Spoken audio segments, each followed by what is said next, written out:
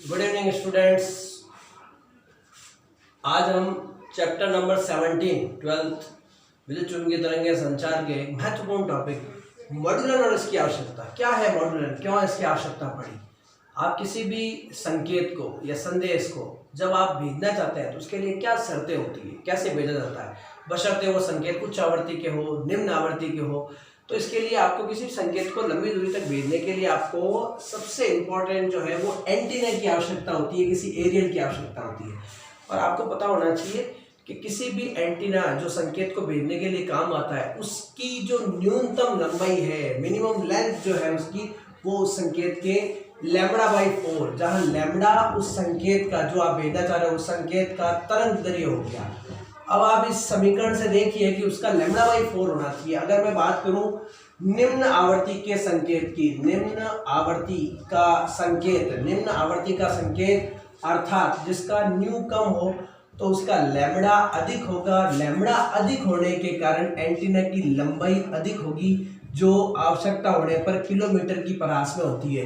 इसका एग्जाम्पल अगर हम निम्न आवृत्ति का एग्जाम्पल लें, जैसे आपको पता होगा कि निम्न आवृत्ति 20 हर्ट्ज से लेके 20 किलो हर्ट्ज, जैसे हम ऑडिबल रेंज श्रव्य आवृत्ति बोलते हैं, श्रव्य परास जो होती है, इसके लिए आवश्यक एंटीना की साइज जो है वो किलोमीटर की लेंथ में होती है, जो संभव नहीं है।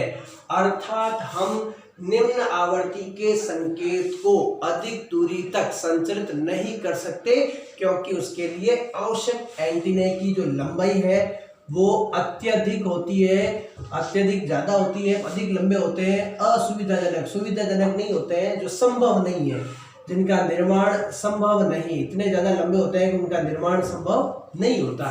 तो हमारे लिए बहुत बड़ी प्रॉब्लम हो गई कि निम्न आवृत्ति के संकेत, जिसे हम कह सकते हैं KHZ संकेत को हम प्रसारित नहीं कर सकते लंबी दूरी तक। अब इसी के बनिस्पत हम क्या करते हैं, उच्च आवृत्ति के संकेत लेते हैं। उच्च आवृत्ति का संकेत जिसको हम MHZ के संकेत बोलते हैं, मेगा हर्ट्ज आवृत्ति के संकेत। आवृत्ति अधिक है, न्यू अधिक होगा। आप समझ सकते हैं अगर न्यू अधिक होगा, एक सूत्र आपको पता होना चाहिए कि न्यू इक्वल्स टू C/λ है। यहाँ पे भी आप समझेंगे आवृत्ति अधिक होने पर उसका लैम्बडा कम होगा, और अगर लैम्बडा कम होगा तो L जो एंटीने की लंबाई जो हम काम में ले रहे हैं यहाँ पे, उसका मान भी कम होगा। ये एंटीने की जो साइज है सेंटीमीटर या मीटर की परास में आती है, जो अत्यंत सुविधाजनक है, जिसे हम आसानी से बना सकते हैं, निर्माण कर सकते हैं, सुविधाजनक है, ये एरियल हो जाता है। अतः हम कह सकते हैं कि हम उच्च आवृत्ति के संकेत को लंबी दूरी पर भेज सकते हैं छोटे एंटीनों के द्वारा, और निम्न आवृत्ति को हम नहीं भेज सकते क्योंकि उसके लिए लंबे एंटीने चाहिए। तो अब बहुत बड़ी प्रॉब्लम क्रिएट हो गई कि क्या हम KZ के संकेत को लंबी दूरी तक संचरित नहीं कर सकते क्या? हाँ, नहीं कर सकते, लेकिन उसके लिए एक तरीका है। तो तरीके को हम, उस विधि को, उस मेथड को हम क्या बोलते हैं, मॉड्यूलन बोलते हैं। ये मॉड्यूलन की आवश्यकता के साथ मॉड्यूलन क्या है इसके बारे में भी समझना है।